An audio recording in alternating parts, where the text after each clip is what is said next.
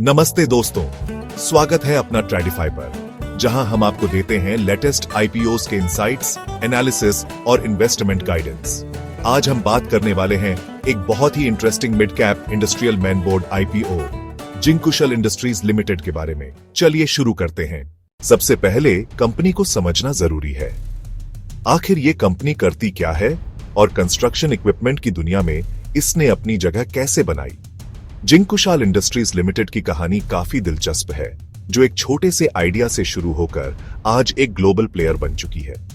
जिंकुशाल industries limited नवंबर 2007 में establish हुई थी, पर यह कोई आम मैन्युफैक्चरिंग कंपनी नहीं है, बल्कि एक एक्सपोर्ट ट्रेडिंग कंपनी है, जिसका बिजनेस मॉडल काफी यूनिक और एसेट लाइट है। यह दूसरे मैन्युफैक्चरर्स से कंस्ट्रक्शन मशीनरी खरीदती है और फिर उन्हें अपने ग्लोबल कस्टमर्स की जरूरतों के हिसाब से कस्टमाइज, मॉडिफाई और रिफर्बिश करके दुनिया भर में सप्लाई करती है।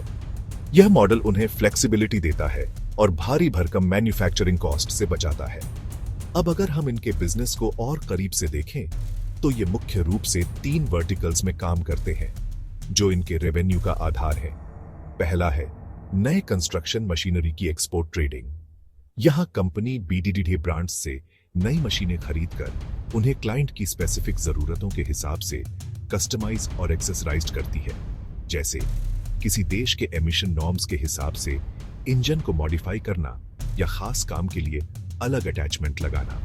दूसरा वर्टिकल है यूज्ड और रिफर्बिश्ड मशीनरी की एक्सपोर्ट ट्रेडिंग। कई डेवलपिंग देशों में कंपनियां नई महंगी मशीनों के बजाय अच्छी कंडीशन वाली सेकंड हैंड मशीनें पसंद करती हैं। जिंकुशाल इन पुरानी मशीनों को खरीदकर अपनी वर्कशॉप में उन्हें पूरी तरह से ओवरहॉल करती है, जिससे कस्टमर्स को कम कीमत में एक भरोसेमंद मशीन मिल जाती है।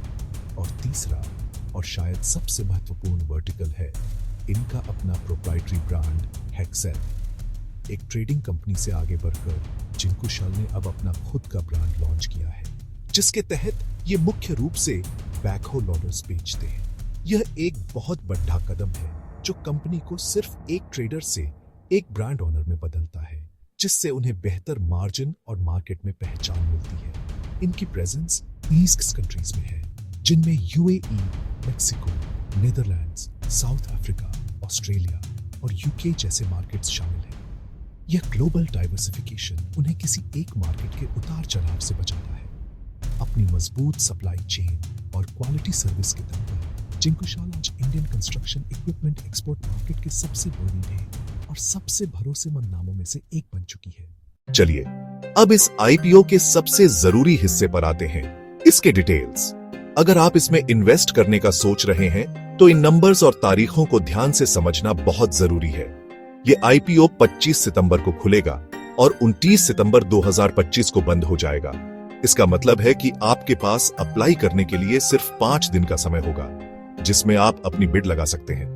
कंपनी इस आईपीओ के जरिए कुल RS 111 करोड़ जुटा रही है। इसमें से RS 104 39 करोड़ फ्रेश इश्यू है। ये पैसा सीधा कंपनी के पास जाएगा, जिसे वो अपने बिजनेस को बढ़ाने में इस्तेमाल करेगी। बाकी के RS 11 61 crore on for sale OFS हैं, जहां मौजूदा इन्वेस्टर्स अपनी हिस्सेदारी बेच रहे हैं। ये पैसा कंपनी को नहीं, बल्कि बेचने वाले शेयर होल्डर्स को मिलेगा। कंपनी ने हर एक शेयर के लिए RS 13 से RS 21 का प्राइस बैंड तय किया है। अलॉटमेंट के चांस बढ़ाने के लिए ज्यादातर retail investors cut on off price पर अप्लाई करते हैं, जो इस केस में RS 21 होगा। आईपीओ में आपको लॉट्स में अप्लाई करना होता है। इस आईपीओ के लिए एक लॉट में 120 शेयर्स हैं। अपर प्राइस बैंड यानी RS 21 पर आपकी मिनिमम इन्वेस्टमेंट अमाउंट होगी RS 1420। SEBI के नियमों के अनुसार रिटेल कैटेगरी में आप RS 2 लाख से कम की एप्लीकेशन लगा सकते हैं। इस आईपीओ में आप मैक्सिमम 13 लॉट्स के लिए अप्लाई कर सकते हैं, जिसमें 160 शेयर्स होंगे, जिनकी कुल वैल्यू RC1 760 बनती है। आईपीओ प्रोसेस पूरा होने के बाद शेयर्स स्टॉक एक्सचेंज पर लिस्ट होते हैं। इस आईपीओ की टेंटेटिव लिस्टिंग डेट 3 अक्टूबर 2025 है।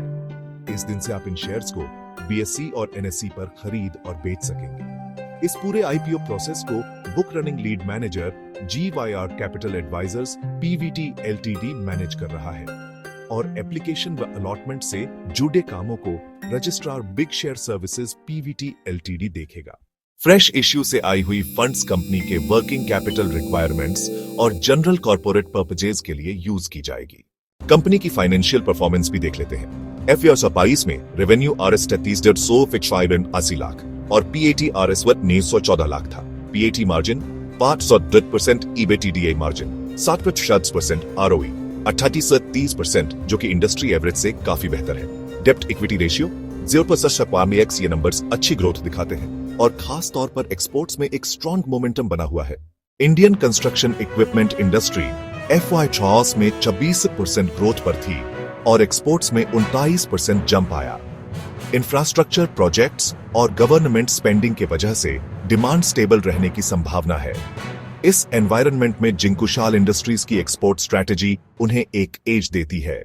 चलिए अब कंपनी की ताकत और कमजोरियों का विश्लेषण करते हैं। सबसे पहले बात करते हैं इसकी मुख्य ताकतों की। पहली ताकत है मार्केट लीडरशिप। ये non OEM construction equipment export में भारत की सबसे बड़ी प्लेयर है। इस डोमिनेंट पोजीशन से इन्हें बेहतर प्राइसिंग पावर और ब्रांड रिकॉग्निशन मिलता है, जो नए प्लेयर्स के लिए एक बड़ा एंट्री बैरियर भी है। दूसरी ताकत है इनका यूनिक बिजनेस मॉडल, जो रिफर्बिशमेंट और सस्टेनेबिलिटी पर केंद्रित है। ये पुरानी मशीनों को नया जीवन देकर सर्कुलर इकोनॉमी को बढ़ावा देते हैं। इससे कॉस्ट एडवांटेज मिलता है और ये ESG कॉन्शियस कस्टमर्स को भी आकर्षित करता है। तीसरी ताकत है इनका विशाल ग्लोबल नेटवर्क। 30 से ज्यादा देशों में मौजूदगी ज्योग्राफिकल डाइवर्सिफिकेशन देती है, जबकि 224 से ज्यादा सप्लायर्स का मजबूत इकोसिस्टम एक स्थिर और भरोसेमंद सप्लाई सुनिश्चित करता है। लेकिन हर सिक्के के दो पहलू होते हैं। अब बात करते हैं कुछ मुख्य जोखिमों की। सबसे बड़ा जोखिम है एक्सपोर्ट मार्केट्स पर भारी निर्भरता। कंपनी का ज्यादातर रेवेन्यू विदेशी बाजारों से आता है, इसलिए जियोपॉलिटिकल टेंशन या इंपोर्ट पॉलिसी में बदलाव इनके बिजनेस को सीधे तौर पर प्रभावित कर सकता है। दूसरा जोखिम है इनका कंसंट्रेटेड कस्टमर बेस। रेवेन्यू का एक बड़ा हिस्सा कुछ ही बड़े क्लाइंट से आता है। अगर कोई बड़ा क्लाइंट ऑन ऑर्डर्स कम कर दे तो कंपनी के रेवेन्यू पर सीधा और बड़ा असर पड़ सकता है। तीसरा जोखिम है हाई वर्किंग कैपिटल की जरूरत और थर्ड पार्टी सप्लायर्स पर निर्भरता। इक्विपमेंट खरीदने और रिफर्बिश करने में काफी कैपिटल ब्लॉक होता है। वहीं सप्लायर्स पर निर्भरता से सप्लाई में देरी या कीमतों में उतार चढ़ाव का खतरा बना रहता है। तो दोस्तों, यह था जिंकुशाल इंडस्ट्रीज IPO का डिटेल्ड ब्रेकडाउन। आपको यह IPO कैसा लग रहा है? क्या आप सब्सक्राइब करने वाले हो या वेट एंड वॉच?